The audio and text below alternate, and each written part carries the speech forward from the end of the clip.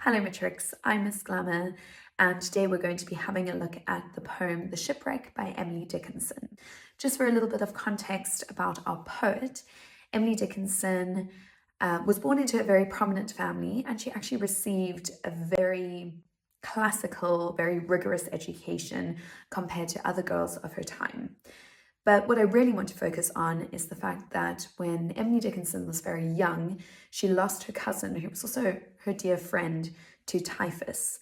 And this sent her into a very melancholic spiral, and she became quite fixated on death as a result of this. She ended up living a very reclusive life, but in spite of that, she has created an incredible body of work. In terms of the context of our poem, so during Emily Dickinson's time, ships were not very sturdy and they didn't have the technology that we do today in terms of storm warning devices. Shipwrecks were very common during the time. And believe it or not, the poem focuses on a shipwreck and an actual shipwreck that happened where 4 people survived and 40 people lost their lives. When the 4 survivors returned, the town was full of celebration until the children started asking about the 40. And the poem actually, within its structure, looks at these contrasting responses to the shipwreck itself. In the first 2 stanzas, it focuses on the celebratory aspect of the survivors returning home. And in the last 2 stanzas, it focuses more on the loss of the 40. And we're going to see in the poem that the poem follows quite a strict rhyme scheme, as you can see over here, and it adheres to a very neat structure. We have 4 stanzas of 4 lines each, and as I said before, there's a particular focus in our first 2 stanzas and a particular focus in our last 2 stanzas. I am once again going to be following my usual color key when it comes to annotating the poem. So we'll have all our diction, which is our individual word choice, in pink. All of our imagery will be in green. So those are our figures of speech or our more than one word descriptors. Our tone will be in orange. I've got mood in purple, although I don't really touch on mood in this poem. And then structure will be in red. Let's begin by looking at lines 1 to 3. Notice the word glee right at the beginning of the poem. Glee means great delight or joy, so the tone starts on a very positive, celebratory note. The exclamation mark reinforces this feeling of excitement. But when she says the great storm is over, the word great doesn't just mean big. It suggests the storm was violent and destructive, a storm that caused real danger, death, and loss. So already there's a tension between relief and destruction. In lines 2 and 3, we see a stark contrast. Only 4 people survived. They recovered the land, meaning they made it safely back to shore. But 40 gone down together is a euphemism for drowning. So while there's relief for the survivors, there's also tragedy for the many who died. The final line of the first stanza is into the boiling sand. Here Dickinson uses a metaphor. The sand is churned up by the violent waves of the storm, similar to how water boils in a kettle. The phrase boiling sand suggests a very rough sea, with waves so huge and violent that even the ocean floor seems disturbed. This image shocks the reader and emphasizes the sheer power of the storm. The full stop at the end of the line creates a sense of finality, as if the story of these drowned sailors is closed, their fate is sealed. What we notice here is a complete change in tone from the opening line. The stanza begins in celebration, but quickly turns to grief and mourning. Dickinson captures the thin line between life and death, joy and tragedy, survival and loss. Now let's move on to the second stanza. The stanza opens with the command, "Ring for the scant salvation." Here Dickinson describes the ringing of the town bell to celebrate the survivors. The word ring evokes a joyful sound, a bell pealing to draw attention to the miracle of survival. But notice the phrase scant salvation. The adjective scant means limited or small. Even though there is cause for joy, that joy is undercut by the recognition that very few lives were saved. Dickinson reinforces this with the alliteration, the sharp S sound in scant salvation, which cuts harshly, reminding us of the fragility of life. In the next line, the mood shifts. Toll for the bonny souls.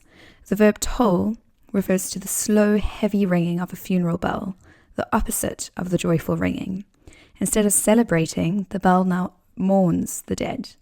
The phrase bonny souls shows affection. The people who died are described as good, beloved members of the community. I also want you to notice the dash at the end of the line. Dickinson often uses dashes to slow the reader down. Here it forces us to pause, reflecting on the dead, before the poem goes on to list exactly who they are.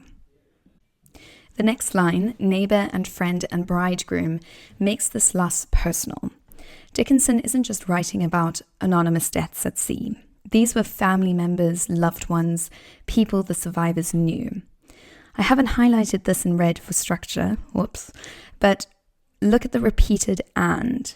It slows the rhythm, making us dwell on each loss individually, as though reading the names on a memorial. And these are not faceless victims. They were neighbours, friends, and even bridegroom. The mention of a bridegroom deepens the pathos of the scene. He represents a new beginning, joy, and a future which has been cut short. And this makes his death particularly heartbreaking. And the stanza closes with spinning upon the shoals. The drowned bodies are described as still spinning in the shallow waters where the shipwreck occurred. The image is haunting. It reminds us that the dead remain trapped, restless in the waves. And the image of spinning upon the shoals is both violent and ironic. The sea tosses the drowned helplessly about, emphasizing the cruelty of nature, and yet they did not die in deep ocean, but close to the shore, almost within reach of safety.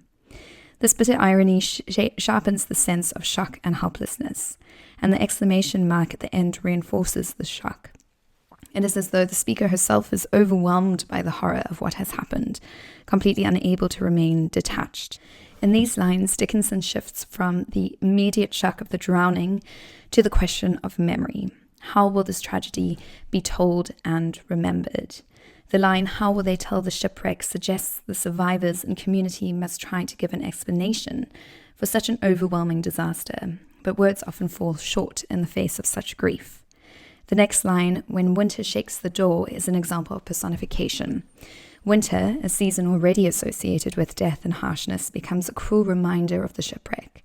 Literally, it refers to the cold winds rattling the doors, but figuratively, the shaking door symbolizes the loss of the 40 who drowned. Nature itself seems to echo the tragedy. And the poem then moves to the perspective of the children who ask, but the 40. Their innocent questioning pierces through the surface celebrations of survival. At first, people may have been thankful that 4 lived, but children instinctively demand the harder truth. What about the many who didn't return? Their question strips away denial and forces the community to face the enormity of the loss. Finally, the heartbreaking line, did they come back no more? Here, the innocence of children is most evident.